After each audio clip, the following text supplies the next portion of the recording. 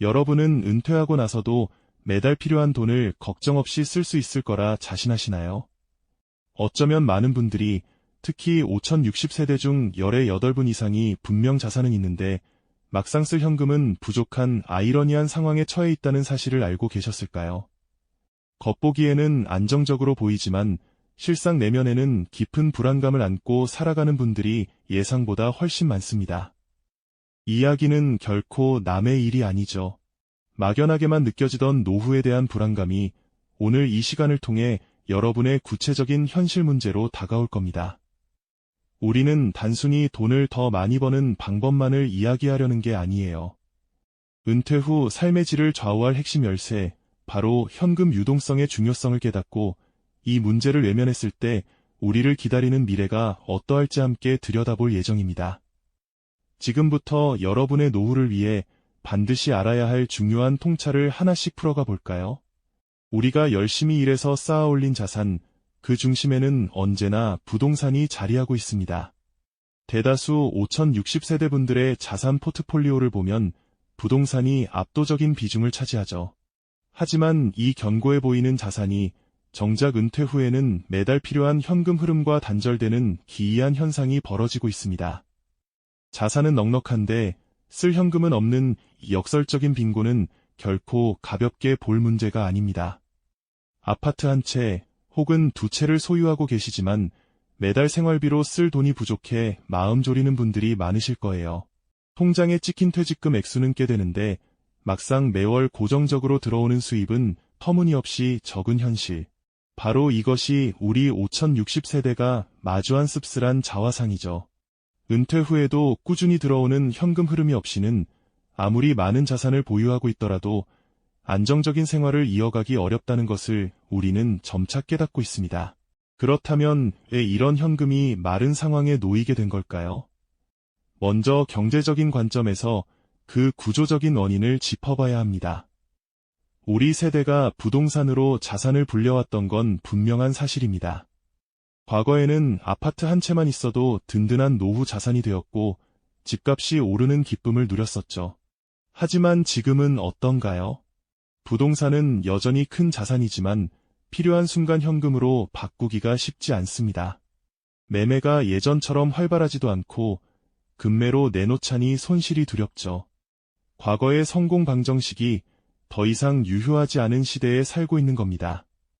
여기에 저금리 장기화라는 것이 경제 환경이 기름을 부었습니다. 은행에 돈을 넣어둬도 이자가 쥐꼬리만큼이죠. 웬만한 예금으로는 물가 상승률조차 따라잡기 어려운 현실입니다. 반면 물가는 꾸준히 오르면서 우리 지갑을 위협하고 있습니다. 장바구니에 담는 물건 값은 하루가 다르게 오르는데 내 통장에 들어오는 돈은 그대로거나 오히려 줄어드는 현실. 여기에 믿었던 연금마저 기대만큼의 소득을 보장해주지 못하는 한계까지 겹치면서 은퇴 후 현금 흐름은 더욱 팍팍해질 수밖에 없는 거죠.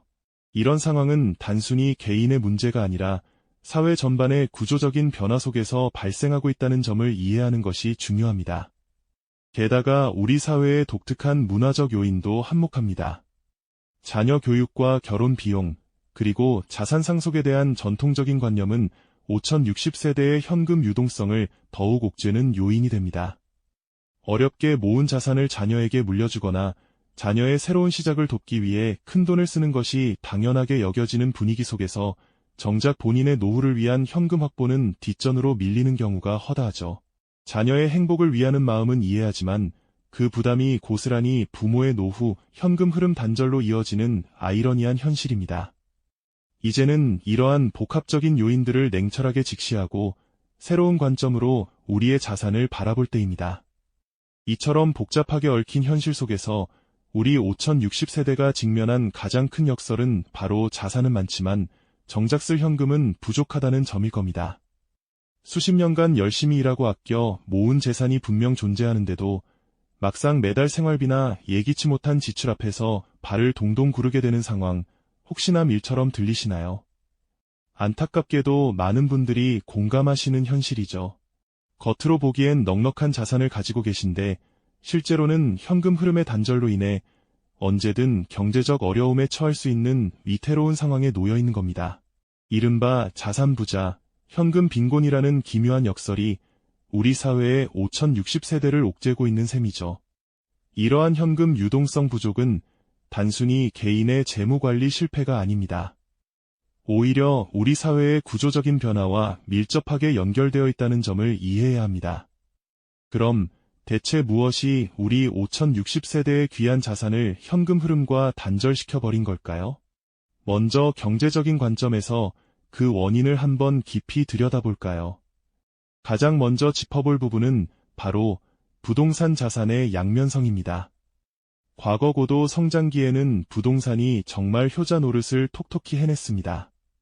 열심히 일해서 내 집 마련하고 그 집값이 오르면 덩달아 자산도 불어나는 마법 같은 경험을 모두가 한 번쯤은 하셨을 겁니다. 부동산이 곧 최고의 재테크 수단이었던 시절이었죠. 하지만 지금은 그 부동산 자산이 오히려 발목을 잡는 경우가 많습니다. 막상 현금이 필요해서 집을 팔려고 해도 원하는 가격에 팔리지 않거나 팔고 나면 어디 가서 살아야 할지 막막해지는 현실에 부딪히게 되죠. 마치 튼튼한 성을 쌓았지만 그 성 안에 갇혀버린 듯한 답답함을 느끼시는 분들이 적지 않습니다. 부동산은 분명 거대한 자산이지만 필요한 순간에 현금으로 바꾸기 어려운 유동성이라는 벽에 부딪히는 겁니다. 여기에 더해 우리를 둘러싼 금융시장 환경도 현금 흐름을 더욱 어렵게 만들고 있습니다.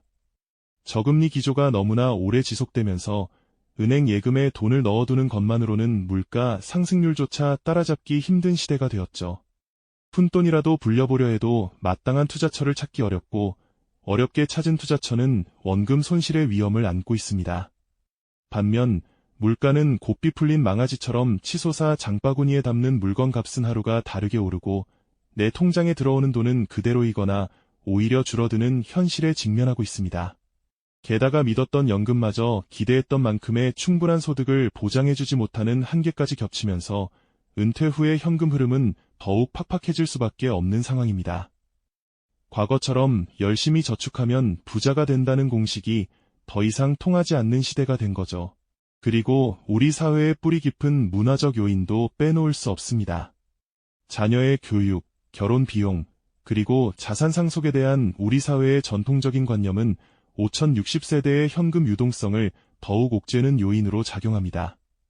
어렵게 모은 자산을 자녀의 학비로 쓰거나 결혼 자금을 보태주고 심지어는 나중에 물려줄 유산까지 미리 걱정하며 현금을 비축해두려는 마음은 부모로서 당연할 겁니다.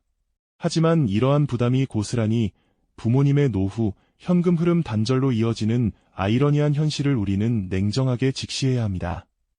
자녀를 위한 희생이 결국 본인의 노년을 위협하는 부메랑이 될 수 있다는 점을 말이죠. 자녀의 행복을 위하는 마음은 이해하지만 그 부담이 고스란히 부모의 노후, 현금 흐름을 마르게 하는 주된 원인이 되고 있는 겁니다. 이제는 이러한 복합적인 경제적, 사회적 요인들을 종합적으로 이해하고 단순히 자산을 지키는 것을 넘어 어떻게 현금 흐름을 확보할 것인지 고민해야 할 때입니다. 하지만 현금 흐름을 확보하려는 우리의 발목을 잡는 것은 비단 경제적인 이유만은 아닙니다. 우리 마음속 깊이 자리한 여러 심리적인 요인들도 중요한 장애물로 작용하죠. 우선 사람이라면 누구나 손해보는 것을 피하고 싶은 마음이 클 겁니다. 특히 오랜 시간 공들여 모은 자산, 내 집이나 부동산을 현금화하는 문제 앞에서는 더욱더 망설이게 되죠. 어렵게 이룬 자산이 혹시라도 제값을 받지 못할까봐 또는 지금 팔았다가 나중에 더 오를까 봐 하는 불안감 때문에 쉽사리 결정을 내리지 못하는 경우가 많습니다. 원금 손실에 대한 두려움 때문에 안정적인 현금 흐름을 만들 수 있는 새로운 투자 기회조차 외면하게 되는 보수적인 성향도 여기서 비롯되는 것이고요. 그리고 우리에게 집이라는 존재는 단순히 잠만 자는 공간 이상의 의미를 가집니다. 가족과 함께 쌓아온 수많은 추억과 안정감, 그리고 자녀에게 물려줄 소중한 유산이라는 상징적인 가치까지 담고 있죠. 그렇기에 이 집을 팔아 현금화하거나 주택연금처럼 소유권을 넘기는 방식에 대해 강한 거부감을 느끼는 분들이 많습니다. 평생을 바쳐 일군 보금자리를 떠난다는 생각 자체가 큰 심리적 장벽으로 다가오는 거죠. 예를 들어 꾸준히 배당을 지급하는 우량 기업의 주식에 투자하여 정기적인 배당 소득을 얻는 방법이 있습니다. 혹은 여유 자금을 활용해 월세 수익을 창출할 수 있는 부동산에 투자하여 안정적인 월별 현금 흐름을 만드는 것도 좋은 대안이 될 수 있습니다. 단순히 투자를 넘어 그동안 쌓아온 경력이나 특별한 재능을 활용하여 재취업에 도전하거나 프리랜서로 활동하며 새로운 소득을 창출하는 것도 아주 좋은 시도일 겁니다. 취미 활동이 부업으로 이어지는 경우도 많으니 내 안의 잠재력을 찾아보는 것도 의미 있겠죠. 아무리 수입이 늘어도 관리가 안 되면 소용없겠죠. 현금 흐름을 안정적으로 유지하기 위해서는 소비 습관 리모델링 역시 중요합니다. 매달 고정적으로 나가는 지출 내역을 꼼꼼히 살펴보고 불필요한 지출은 과감하게 줄여나가는 노력이 필요합니다. 그리고 혼자서 모든 것을 결정하기 어렵다면 전문가의 도움을 받는 것도 현명한 선택입니다. 복잡한 금융상품의 구조를 이해하고 세금 문제를 효율적으로 해결하며 나에게 맞는 자산 배분 전략을 세우는 데 있어 전문가의 조언은 큰 힘이 됩니다. 단순히 자산을 지키는 것을 넘어 현금 흐름을 창출하고 관리하는 노하우를 배우는 과정이라고 생각하시면 됩니다. 지식과 노력도 중요하지만 이제는 막연한 불안을 넘어 구체적인 행동 전략을 세울 때입니다. 은퇴 후에도 흔들림 없는 삶을 위한 현금 흐름 마련에 다각적인 접근이 필요합니다. 먼저 잠들어 있는 자산을 깨워 현금으로 바꾸는 자산 유동화 전략을 살펴볼까요? 주택연금은 내 집을 소유한 채 매달 생활비를 받을 수 있는 든든한 대안이죠. 집을 담보로 연금처럼 받는 방식이며 평생 거주하며 안정적인 수입을 얻는 장점이 있습니다. 다만 상속 재산 감소 가능성이나 집값 상승 이익을 온전히 누리지 못할 수 있다는 점은 충분히 고려해야죠. 또는 거주하는 집의 일부를 매각하거나 여유 자산을 활용해 담보대출을 받는 방법도 있습니다. 이사 없이 생활비 마련이 필요하다면 주택연금이 좋은 선택지겠지만 더 큰 목돈이 필요하거나 자녀에게 물려줄 상속 부담을 덜고 싶다면 부분 매각이나 담보대출도 고민해볼 만한 전략입니다. 다만 대출은 이자 부담이 따르고 매각은 심리적인 저항이 클 수 있으니 각자의 상황에 맞는 신중한 판단이 필수겠죠. 이처럼 다양한 유동화 전략들은 각각 장단점을 가지고 있으니 나에게 가장 적합한 방안은 무엇일지 꼼꼼히 따져보는 지혜가 필요합니다. 다음으로 은퇴 후에도 꾸준히 수입을 창출할 수 있는 소득 흐름 다변화도 적극적으로 모색해야 합니다. 퇴직했다고 해서 모든 경제 활동을 멈출 필요는 없다는 뜻이죠. 예를 들어 안정적인 배당을 지급하는 기업의 주식에 투자해서 월별 또는 분기별로 현금을 받을 수도 있고요. 보유한 주택을 월세로 전환하여 임대소득을 올리는 방법도 생각해 볼 수 있습니다. 이외에도 오랜 시간 쌓아온 경험과 재능을 활용해 재취업을 하거나 프리랜서로 활동하며 소소하게나마 수입을 얻는 것도 좋은 방법입니다. 과거에는 취미로만 여겼던 일이 부업이 되어 뜻밖의 활력을 불어넣어 주기도 하니까요. 그리고 앞서 잠깐 언급했듯이 소비습관 리모델링은 현금 흐름 관리의 기본이자 핵심입니다. 아무리 수입을 늘려도 나가는 돈이 많으면 밑 빠진 독에 물 붓기나 다름없겠죠. 매달 고정적으로 나가는 지출 내역을 꼼꼼히 들여다보고 불필요한 지출은 과감하게 줄여나가야 합니다. 예를 들어 정기적으로 구독하는 서비스 중에 더 이상 사용하지 않는 것은 없는지, 외식이나 배달 음식 비용은 과도하지 않은지 등 일상 속에서 줄일 수 있는 부분을 찾아내는 노력이 중요합니다. 작은 습관의 변화가 모여 큰 재정적 안정감을 가져다 줄 수 있다는 사실을 잊지 마세요.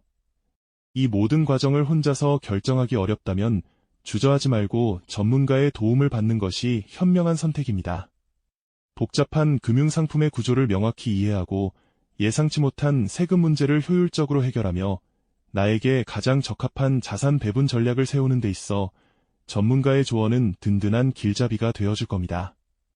이는 단순히 재산을 보호하는 것을 넘어 지속 가능한 현금 흐름을 창출하고 지혜롭게 관리하는 중요한 배움의 과정이라고 생각하시면 좋겠습니다. 결국 5060세대에게 자산 리모델링은 단순히 재산을 재배치하는 행위를 넘어섭니다. 그것은 남은 삶을 주도적으로 설계하고 살아갈 현금 흐름을 확보함으로써 막연한 불안감 대신 진정한 안정감과 자유를 되찾는 과정입니다. 자산은 통장에 찍힌 숫자에 불과한 것이 아니라 우리의 삶을 풍요롭게 흐르게 하는 물줄기와 같다는 깨달음이 필요하죠. 현금 유동성 확보는 더 이상 재산을 지키는 것만을 의미하지 않습니다. 나아가 나의 삶을 지키는 궁극적인 행위이자 사랑하는 가족과의 시간을 더욱 의미 있게 만드는 소중한 발걸음인 셈입니다. 이제는 과거의 관념과 고정관념에서 벗어나 적극적으로 자신의 미래를 설계하고 새로운 가능성을 열어갈 때입니다. 지금 이 순간의 결단이 여러분의 황금 같은 노년을 전혀 다른 모습으로 만들어줄 수 있다는 희망을 품으시길 바랍니다. 오늘 우리가 나눈 이야기는 비단 5060세대 개인의 문제에만 국한되지 않습니다. 현금 유동성 부족 문제는 우리 사회 전체가 직면한 고령화 시대의 핵심 과제이자 풀어야 할 숙제이기도 하죠. 이 문제가 해결되지 않는다면 개인의 노년이 불안해지는 것을 넘어 사회 전체의 활력마저 저하될 수 있습니다. 하지만 여러분의 적극적인 관심과 용기 있는 행동이 미래를 바꿀 수 있다는 사실을 기억해 주세요. 여러분의 황금 같은 노년이 그저 통장 잔고의 숫자로만 채워지는 것이 아니라 진정한 삶의 풍요와 자유로 가득하기를 진심으로 바랍니다. 다음 시간에는 많은 분들이 궁금해하시는 주택연금의 숨겨진 장단점과 더불어 실제 활용 노하우를 더욱 깊이 있게 탐구해보는 시간을 갖도록 하겠습니다. 계속해서 많은 관심 부탁드립니다. 이 영상이 도움이 되셨다면 좋아요와 구독 부탁드립니다. 여러분의 응원이 제게 큰 힘이 됩니다. 다음 영상에서도 더 유용한 정보를 공유하겠습니다. 감사합니다.